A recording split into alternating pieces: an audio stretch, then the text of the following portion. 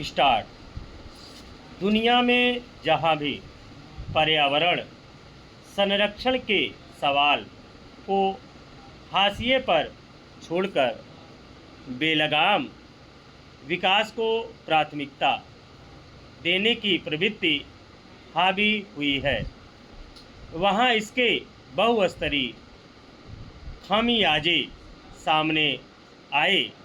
औपचारिक तौर पर इस हकीकत को सभी देश स्वीकार करते हैं, लेकिन विकास कार्यों को समय की ज़रूरत बताकर पर्यावरण को नुकसान पहुंचाने में शायद ही कभी सरकारों ने हिचक दिखाई हो। एक और राष्ट्रीय और अंतर्राष्ट्रीय स्तर पर अक्सर होने वाले सम्मेलनों में पर्यावरण पर चिंता जताई जाती है, उसे जीव जगत के सुरक्षित जीवन का वाहक बताया जाता है। वहीं वैसी विकास परियोजनाओं को मंजूरी देने से लेकर उसे पूरा करने तक कई बार पर्यावरण के प्रति जताई जाने वाली चिंताओं को दरकिनार कर दिया जाता है। फिर बाद में जब इसके व्यापक नुकसान के तथ्य सामने आते हैं और उन पर सवाल उठते हैं, तब सिर्फ माफ़ी मांगने की औपचारिकता पूरी कर दी जाती है। हालांकि सरकार के सिर्फ माफ़ी मांग लेने से किसी परियोजना की वजह से पर्यावरण या स्थानीय पारिस्थितिकी को हुए नुकसान की भरपाई संभव नहीं हो पाती। ऐसे में पर्यावरण संरक्षण के पहलू को ताक पर रखकर विकास परियोजनाओं को मंजूरी देने के सरकारी रवैये पर स्वाभाविक ही सवाल उठते हैं।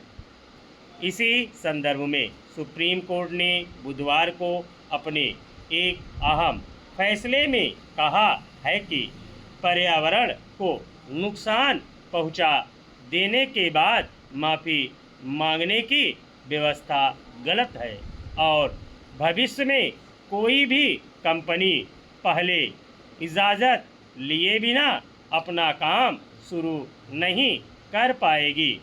जाहिर है, शीर्ष अदालत ने विकास और पर्यावरण संरक्षण के सवाल पर संतुलन कायम करने की कोशिश की है।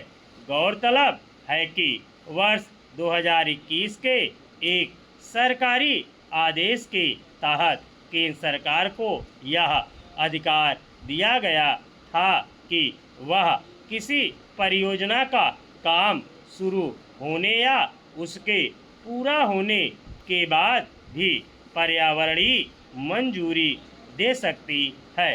प्रथम दृष्टया ही इस व्यवस्था में पर्यावरणीय चिंताओं को खारिज करने की मंशा का पता चलता है, जिसमें इस बात का ध्यान रखना ज़रूरी नहीं समझा गया कि अगर किसी परियोजना से स्थानीय पारिस्थितिकी को अस्थायी या दीर्घकालिक क्षति पहुंचती है तो उसका समाधान कैसे निकाला जाएगा।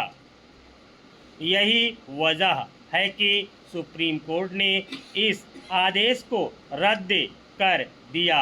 हालांकि अदालत ने यह फैसला केवल भविष्य में लागू होने वाली परियोजनाओं के संदर्भ में दिया है। पहले मंजूरी पा चुकी परियोजनाएं इससे प्रभावित नहीं होंगी। इसलिए यह सवाल बना रहेगा कि पिछले करीब 5 वर्षों के दौरान पर्यावरण पर पड़ने वाले विपरीत असर के पहलू को दरकिनार करके जिन परियोजनाओं को पूरा होने दिया गया और बाद में पर्यावरणीय मंजूरी दी गई, उसके पीछे सरकार की क्या मंशा थी।